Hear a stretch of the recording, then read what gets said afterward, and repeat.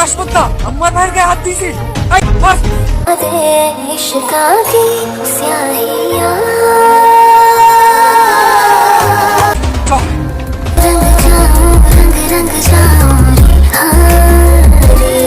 চাচা ওই পারে সেলিম ইয়াসিনকে মেরে কি করেছে দেখেন।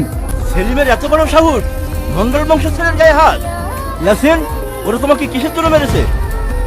আঙ্কেল, আমি আপনাকে সব কথা ভেঙে বলতে পারছি না। বুঝতে পারবো না বললে হবে? শোনেন আঙ্কেল, সব নষ্ট মূল্য হচ্ছে আপনার মেয়ে।